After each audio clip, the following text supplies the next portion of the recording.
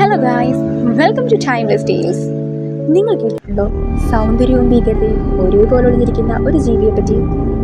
പകൽ സമയങ്ങളിൽ അതീവ സുന്ദരിയായ ഒരു യുവതിയായും രാത്രികാലങ്ങളിൽ ഒരു മോൺസ്ട്രസ് ജൈന്റ് സ്പൈഡറായും അവൾ കാണപ്പെട്ടു. ഇതാണ് ജാപ്പനീസ് യോക്കായിയായ ജോറോഗുമോ, കുടുക്കിലാകുന്ന വറുത്തു.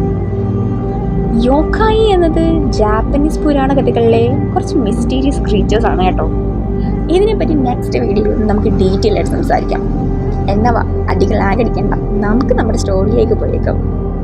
ഏകദേശം 400 വയസ്സ് പൂർത്തിയാകുമ്പോൾ ഒരു ചിലന്തിക്ക് ചില മാജിക്കൽ പവേഴ്സും മനുഷ്യരെ വേട്ടയാടാനുള്ള ശക്തികളും കൈവരിക്കും.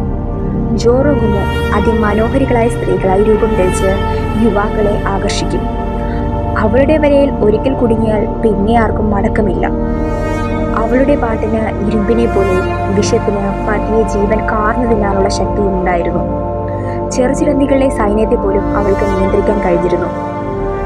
വർഷങ്ങളോളം അവൾക്ക് ആളുകൾക്കിടയിൽ ആരും അറിയാതെ ജീവിക്കാൻ കഴിഞ്ഞു.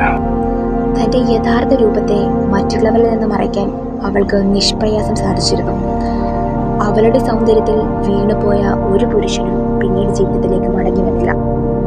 അവശേഷിക്കുന്നതോ വെറും അസ്ഥികൂടങ്ങൾ മാത്രമായിരുന്നു. If you love the stories like this, subscribe for more timeless tales.